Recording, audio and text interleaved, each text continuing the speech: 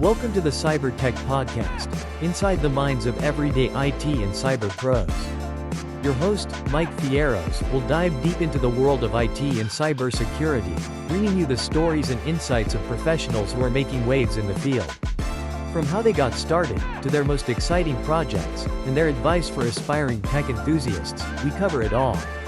So, whether you're an industry veteran or just getting started, join us as we explore the fascinating minds behind the technology that shapes our world. Let's get started. Hey guys, how's it going? Mike again, Cyber Tech Podcast, inside the minds of everyday IT and cyber pros. This new episode is episode number 24, but of course, before we get into the episode, be sure to subscribe to AspireByte YouTube channel where we share full podcast episodes, clips, and tech-focused content. And while you're there, like and share videos to help spread the word. You can also listen to every episode of the Cyber Tech Podcast on Spotify. If you've been enjoying the show, give us a 5-star rating, drop a quick comment, and share with others. It helps reach us more people, keeps the mission going. Thanks for everybody that's done that. Want to explore more? Visit AspireByte Hub at aspirebyte.card.co.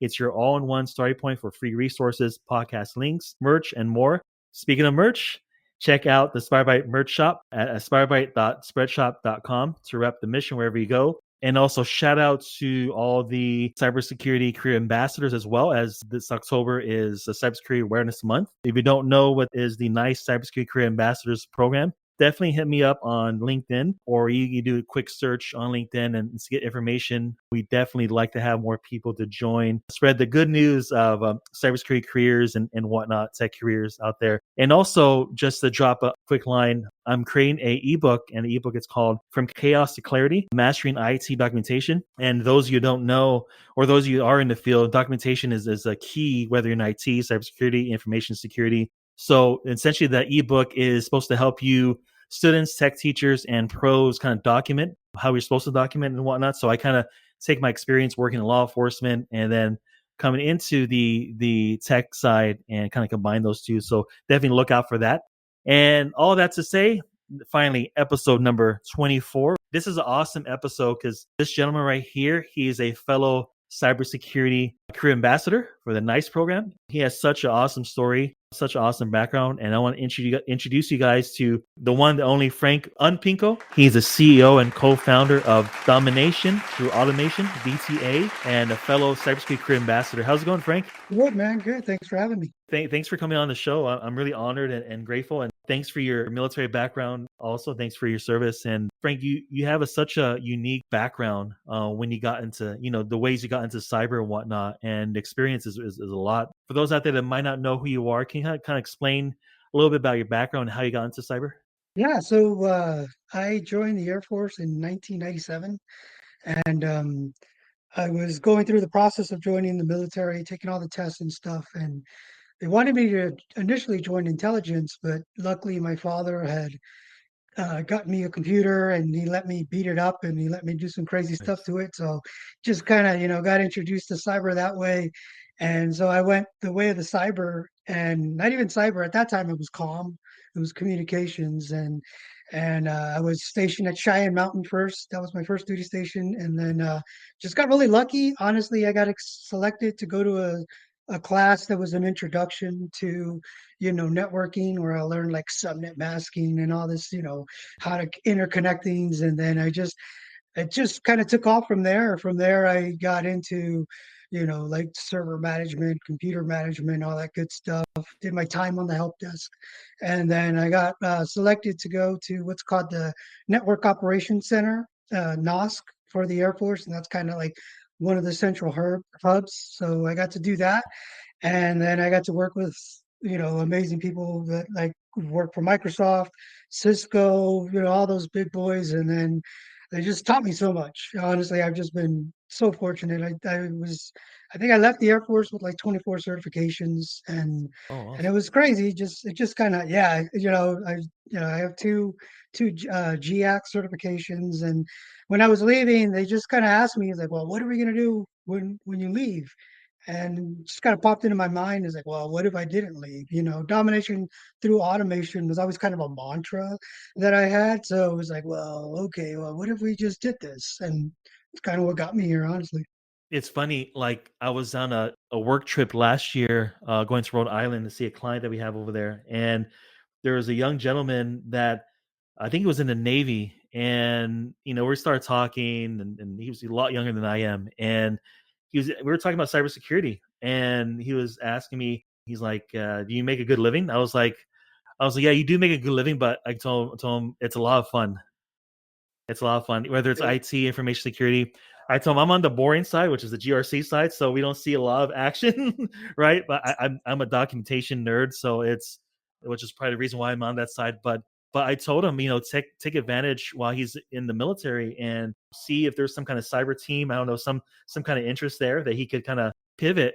Frank, for those students right now that are thinking about possibly joining the military, like yourself, and went into some kind of cyber specific role in the military, what's a good way to navigate through that? Honestly, I would tell them to reach out to a recruiter as soon as possible because Mm, there is a cyber route, and you do take special tests now, and they can kind of fast track you to go down that road, right? Again, for me, my journey was a little different, but like now they do kind of acknowledge like, hey, cyber's a little different, so we need to test them differently. They need to know certain things, and I would mm, tell them, get with a recruiter.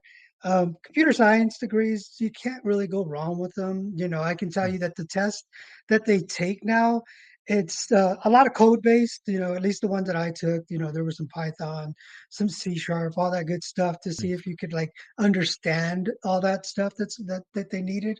But for the most part, they really want people who know how to learn. And Mm, that's kind of the most important thing. Like I tell everybody, I drew the short straw when I, you know, when I was cybersecurity, it wasn't the fun thing. We were adding structure to the Wild Wild West, and it was fun to be part of the yeah, Wild Wild West, right? I'm a little true. bit more like you now. I love the GRC side of the house, the DevOps, the structure, the how we should be doing business, and that's there's not a lot of us, bro. We're crazy. We're the Yeah. crazy ones. Yeah, we're the crazy ones, right?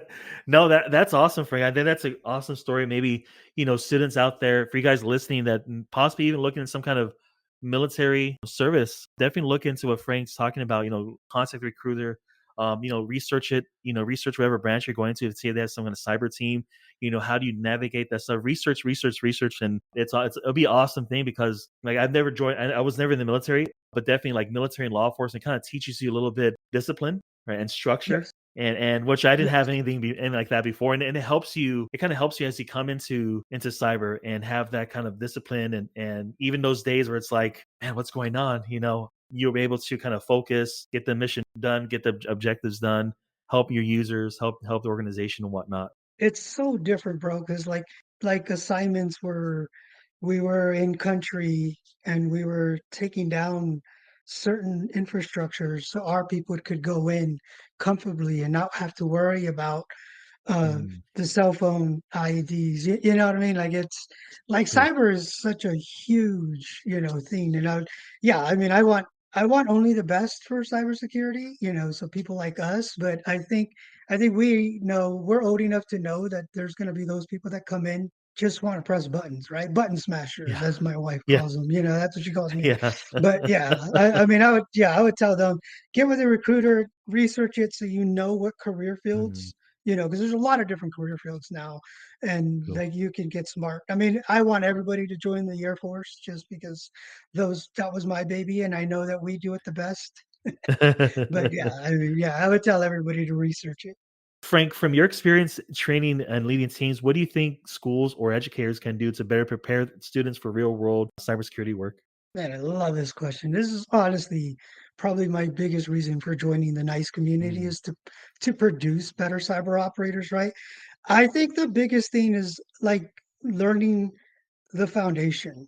mm, Like there's a lot of people out there that know a lot about computers and a lot about coding, but they don't know a lot about like everything and how it comes together. The teamwork true. that it takes, the values, right? Just honestly learn Mm, how to read policy. That's like a Yeah. big thing, right? And a lot of people don't come in. Like we're producing a lot of people, a lot of theory, and Yeah. one of our goals with DTA is to kind of inject ourselves into academia so that we can like Mm, show them some of the tools that the DoD uses so that they come out like kind of ready to hit the ground running, right? So to me, it's like getting finding that middle ground of like knowing your basics and your fundamentals so you can learn fast, but then actually hoping you get the opportunity to get some real world experience. Because I mm, think that's what really employers want, right? Because when it comes to cyber, there's not a lot of us and they don't spend a lot of money on of us. So they yeah. expect the people that they do get to be extremely effective quickly. And that's kind of unfortunate because that's kind of hard to do. I like that when you talk about real world experience, Frank. Like from my background, I don't have any schooling like that. I didn't have any training. It's kind of self taught, and then also just keen hungry. And one thing, if when you guys, as you guys are listening to this, whether you're a student, maybe someone that wants to pivot into cyber or IT, starting at help desk, like you mentioned, Frank, starting at help desk. I mean, you touch everything. Like I remember being on a help desk. Networking was so interesting. I wanted to pivot into networking, but then I pivoted into projects, learned a bunch of stuff on project management, and I was like, you know what, information security looks cool. Let me go that way. Being with a company or organization and showing that you have that drive, you have that hunger, you want to learn, you want to grow. How pivotal is that, Frank, for someone like if you were looking for somebody to hire for your organization? Like, yeah, this guy's hungry. What kind of qualifications would you look at when you look at a resume? First thing I look at is the breadth of experience, right? Mm, And again, that's hard, right? Because coming out of college, it's hard to do. yeah. So immediately I look and say, okay, if they're coming out of college, what have they taken the initiative to learn? And Mm, we can start to see it, right? We start to see like what they've taken the initiative to learn. Like right now, one of the problems I have with cyber is that it's too focused. They want you to learn this like one thing, right? yeah. And I want my people to know everything. Yeah, Mm, like that's how you gain empathy, right? Like if you kind of true. know what the boundary team is working on, then okay, you can empathize with like why they do business the way they do business, right? So for Mm, me, I would like I hope like when I look at a potential client or even just somebody I want to work with, I look at it and say, okay, not just what they bring to the table, but like the kind of person they are. Like it's really hard because one of the mm, biggest things I tell people that they need to learn is how to communicate.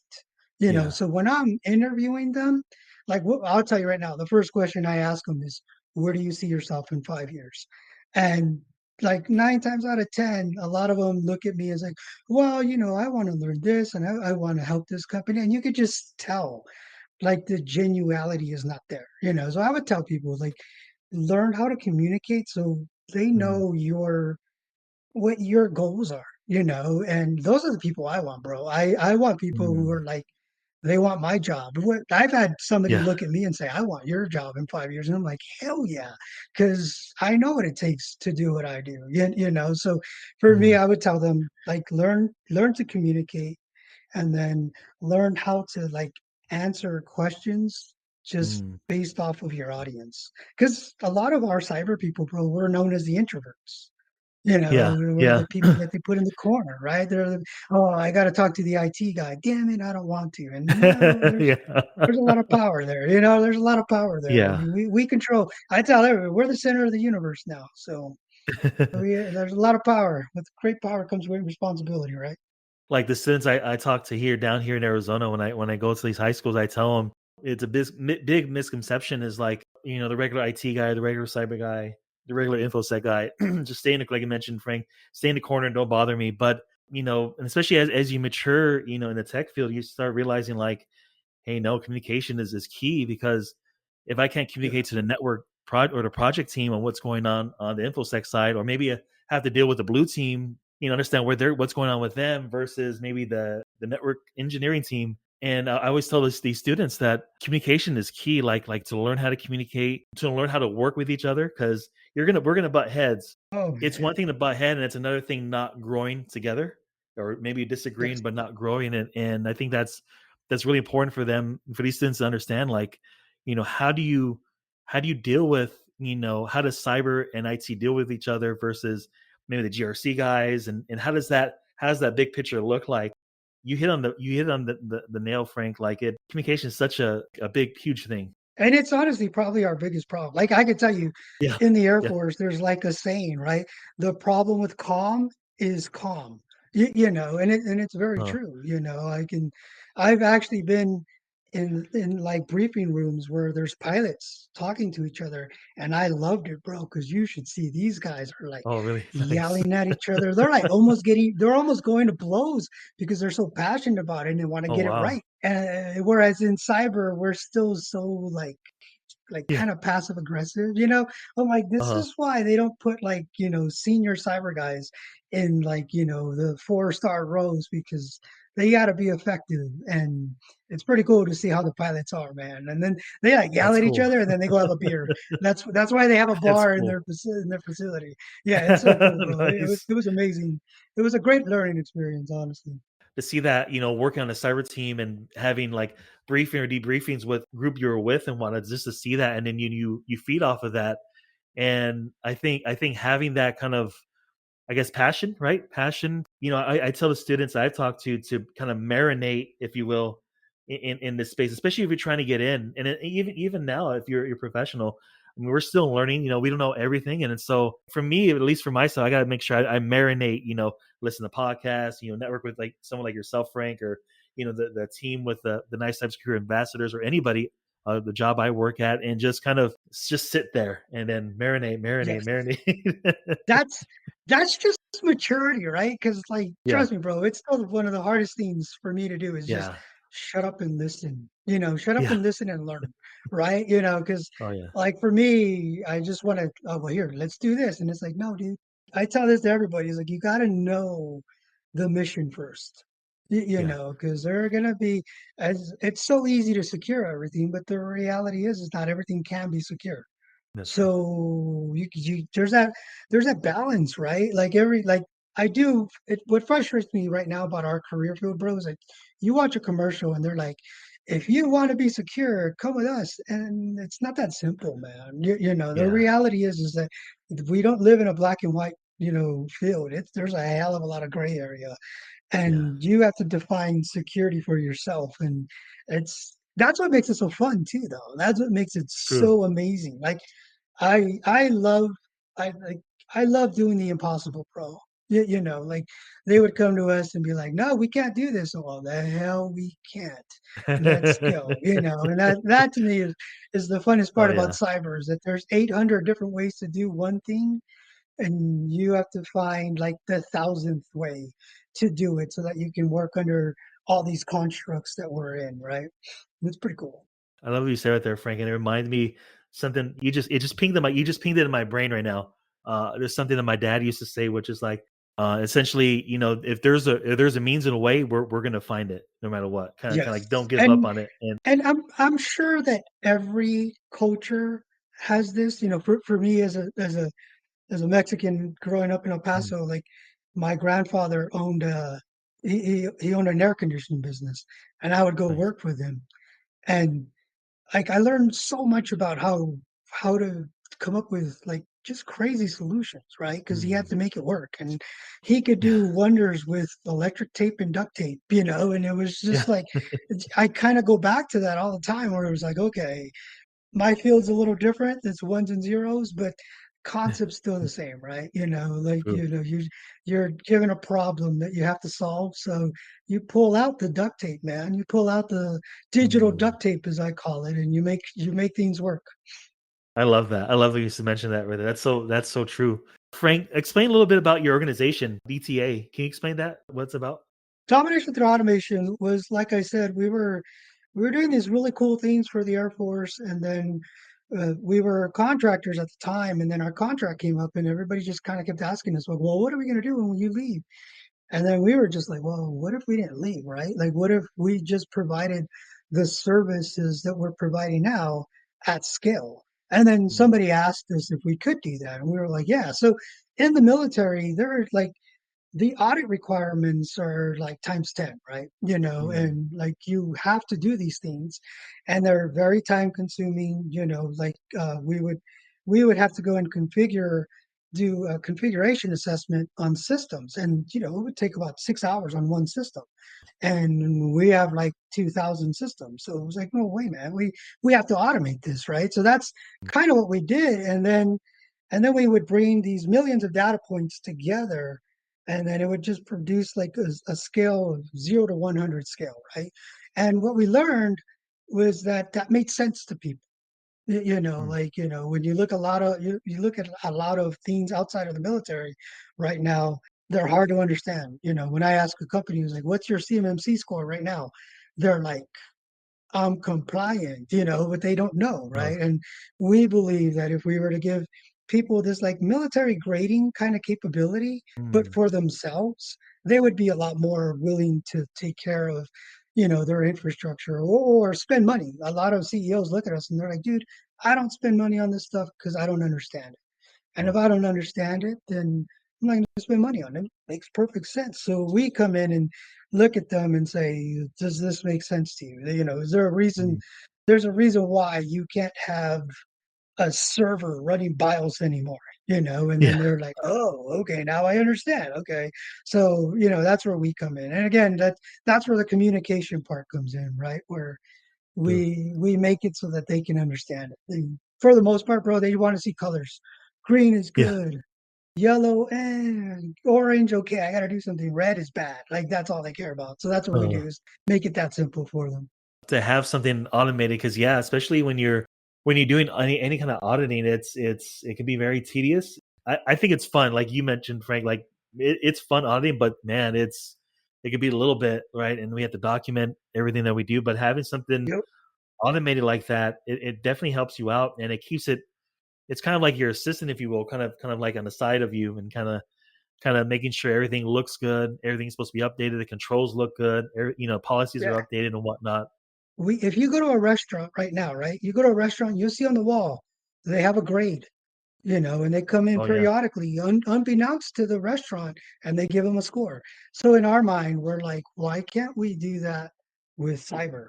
Why couldn't True. you go and look at, if you're, hey, looking to do business with this company. Let me see what their current cyber score is. And that's really the movement we want to start. Is like Mm, we want to change how people view cyber. And we don't even really consider ourselves a cybersecurity company. We're a cyber governance company, and that's mm, that's where we come in. Is like security and stops and ends. Governance is a whole cycle. So we've created a whole new methodology, and we're hoping to release it soon. But the lawyers, nice. so we got to go through the Yeah. lawyers to protect the intellectual property. I'm like, man, I just want to go. That's my life right now. That's awesome, Frank. I'm looking forward to that, Frank. I'm looking forward to check that out and the work you guys are doing. That's very interesting, especially in the like the GRC world and whatnot. My goal, bro, is you and I will release it at that conference in Philadelphia next year in Oh June, man, that'd early be June. yeah, man. That That'd be yes, cool. that's what we'll do. That's the goal. Is you and I will release it to everybody because there's not a lot of people like you, bro, that love documentation. So that'll be the Oh, goal. Is you and I will release it at the Philly conference next oh year. man, that and those guys think about what Frank's talking about is the nice cybersecurity career ambassador. It's like I haven't been to it yet, Frank. I don't know if you've been to one, but it's a conference, if you will, like of different cybersecurity career ambassadors across the country, and whatnot that get together and kind of discuss ideas. I saw a couple of videos online, but that'd be awesome, Frank. That'd be really cool. Yeah, and for those those of you trying to get into IT, cybersecurity, information security, or maybe even developing, man, doc, I can't stress that enough. When I was in law enforcement, 85 to 90% of the time, it was all documentation. The 10 to Yes. 15% is what you see on TV or people with their phones, like, hey, what are you doing to that guy? Stuff like that. And it's the same as with us. It's documentation, processes, SOPs, controls, policies Yeah. that as you get more mature and you start learning more, you realize, man, that's why that SOP is there. Okay, I get it now. That's why that policy is Yes. there. Oh, okay. So you realize, okay, everything fits together and whatnot. But Yep. I stress that a lot, guys. learn good documentation. There's a lot of resources, a lot of cloud portals you can use to make notes, and you use some AI tools and whatnot. Use it really safely and Yes. whatnot. But yeah, documentation is definitely key. I honestly, I think that's one of the best uses of AI Yeah, is documentation, to kind for of sure. summarize what we're doing. Because I tell everybody I'm not too good at it what the word it Yeah, and yeah, so even I look at some of the stuff I've written in the past and I'm like, the hell was I trying to say there? So to me, yeah, like, I went in and created a whole bot and I call it like the Frank translation bot, and it knows how to do that, right? And I'm like, okay, there yeah. you go. That's what I meant to say. So cool, go with that. So yeah, I think that's a good use of AI. Oh yeah, One of no, for them, sure. one of the very few. Oh yeah, no, for sure. For those professionals out there that listen to this particular podcast, I have a question right here that I've been asked before in the past. If someone wants to move into leadership or start their own cybersecurity business, like you did with DTA, where should they begin? I mean, I guess I'm a little different because I didn't know anything about business. The military doesn't run like business, so I had to like learn how to run a business. I would tell them that's the very first thing. But if when it comes to the technology, I would tell them to define what success means to them. Because Mm, there's a lot of companies out there that they're like, yeah, we'll be your consultants. And consultants for what? And yeah, no, it's like, no, yeah. dude, like you need to like be really, really great at one thing from the beginning and know what that one thing is. If it's documentation, bro, I would venture to say that if there were a company out there that would say, we're going to help you with your documentation, Mm, I I would like to think there's a lot of companies out there would be like, hell yeah, I'll take that because that's probably I to me, it's the one thing that's not being done right now. yeah. At least property, right? At least property. So I would tell them is to define what type of cyber technology, where do they want to be in what industry? Because I Mm, think cyber and cybersecurity are two totally different things, mhm. So I Oh would yeah. tell them like define what they want because once you define it, you can go out there and there's a lot of great resources that'll Mm, help you, you know, do well in that sense, right? But for the oh yeah. most part, I think if they haven't defined and that goes for like anything, any project, right? If you define success first, you'll be well on your way. You know, No. again, bro, from a cyber perspective, it's one of the things we don't do. Like, what are we doing? Yeah. This. Yeah. Why? Because we were told to, and we got to get past that. No, I agree. I agree, Frank. Like one of the things I do when I'm working on a project, and I just did it before I got off of work on the interview with you. I do what's called like an impact filter, and Okay. and kind of looking at the impact of the project or whatever objective you're trying to do, and what's the best outcome, and what's the outcome if you don't do it and whatnot. And that, at least for me personally, I find that if I do that, that's kind of like my compass, if you will. As long as I stay on there, and I could change Yes. stuff if I want, but Yes. that kind of guides me, if you a little bit, if you will. So, guys, check out impact filter strategy circles. That's helped me. The current employer I have right now, Global Mac IT, they've taught me how to do that, and that's kind of helped me. I wasn't doing it before like I used to, but this past 2 years I've been doing it. Essentially it's just a plan, planning out a methodology, just planning out the project you're doing and whatnot. And it works good. Works really good. It's amazing, right? Like Yeah. I was again, I was a geek, so I didn't know Nice. that stuff. But then I got introduced to like the lean methodologies, Oh yeah. like the PMP project management, and I was like, oh my God, like, wait a minute, you're Yeah. you're telling me that there are people who think structurally like this? This is Yeah. amazing. So for me now, like those are that's honestly the role I want to take, is to lead them, Oh right? To be a custodian, so to say, and provide them that kind of like not even structure, but like one of my goals is to empower people. And I think mm, if I can give them the right vision and I can, set the rules and boundaries, and then you let them go, man, and then oh I let yeah. them go. And then, make sure that we don't fail, but like, make sure that I provide that kind of structure and to let them think they're better than me. Just think though. Yeah, yeah, yeah. Oh no, it's so true. No, that's awesome, Frank. I think looking, yeah, when you were in the grind, whether you're working IT or cyber, you're doing your role.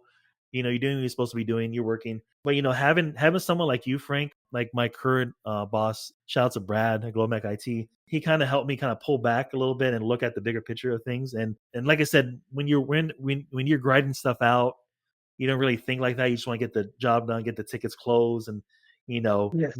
help the users and organization. But as you pull back a little bit, you look at the bigger picture and like, oh, okay, so that's why we're doing it, or that's why documentation is important. That's why the network engineering or project management team is really important. And how does that fit to the overall big picture?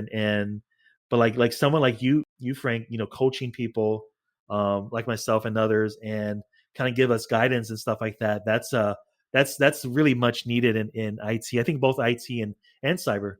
And it's crazy, bro. I never thought I'd get to the day that I can honestly tell you I love it. Like Yeah. I love not being called, and my team is like, "Yeah, I got it. Get the hell out of here." Mm, Like there were uh-huh. times when my team kicked me out of the room, and there wasn't a better, I was like, "Oh my God, hell yeah! Those are mine." Yeah, Yeah. and they were like, "Get the hell out of here." Yeah, I love that stuff now. But again, I think it took a while to get there. For you guys, trying to get into the field and whatnot, having that some kind of support like that, like Frank displays, and having a team around you like that, that's going to be super important, guys, to learn and grow. It's not going to be perfect, but it's going to be progression every day, learning, Yep, growing, iron sharpening iron and whatnot. and enjoy it, man. Like Oh yeah, I think you can admit it, right? There are days that are just terrible, yeah, like oh yeah. terrible.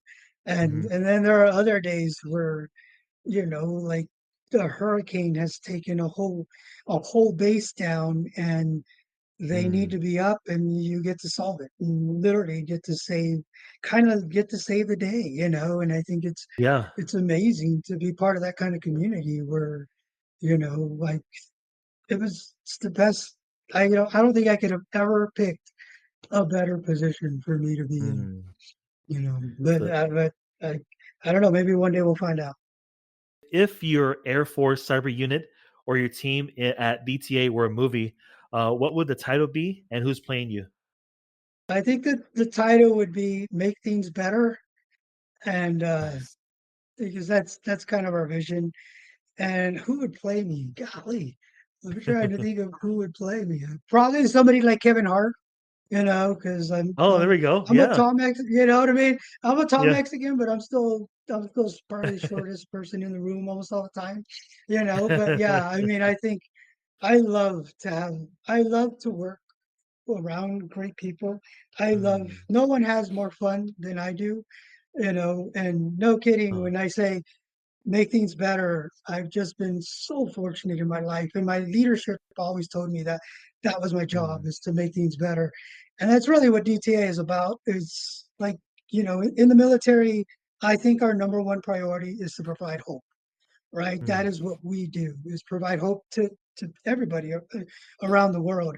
With DTA, it was about providing hope, instilling belief that it can be done, and then empowering greatness. And that's really Mm. kind of what I'm all about. And so for me, I just look at it as like, this is my canvas. This is what I've been gifted to be able to do. And I think cybersecurity can change the world. I think, like, Oh yeah, for as I look sure. towards the future, I think it has to be the catalyst that drives the change forward. And I truly believe that it can be done. I look forward to it. I look forward to working with people like you, look Oh forward yeah, to for working sure. with people who are as passionate as us, to get it done. Because Yeah. I don't think I'll ever envision, like, we'll never get there. For me, it'll always be continuous improvement, but at least provide those building blocks so that the next generation can take it on, and they can be better than we were. And Frank, if someone wants trying to get a hold of you, maybe ask you for some career advice or maybe even more information, possibly looking at the Air Force or other branches of the military, where can they contact you? Probably the best way. I mean, if you want to put my email out there, you're Okay. definitely Yeah. welcome. LinkedIn. I'm on Okay. LinkedIn. like Domination Through Automation is on LinkedIn as well. So Nice. everybody, I mean, I tell you what I'll tell everybody. For whatever reason, people like yelling at me as well. So you can tell me where I'm wrong. You can tell me where I'm wrong. As much as I'm right, I'm pretty sure I'm wrong just as much. My wife will tell you. So yeah, yeah, man. I I mean, feel you. I feel like, you. look, yeah, yeah. So No. the one thing I'll tell everybody is no one loves, no one loves cyber governance, cybersecurity more than I do. Like, I love what we do and I love everything about it. And I look forward to making change in the world and making things better, bro. Thanks for being on the podcast, Frank. I really appreciate it. So we'll do another one, and if you want, bro, because I have, Yeah. like, so I was a master sergeant, but like, there's like colonels and people that we could get in, that we could Yeah, get that'd be on. cool. Honestly, I would like to do a podcast, but like, you can moderate it, bro, and then we'll just tell you dumb things about each other. No, that'd be cool.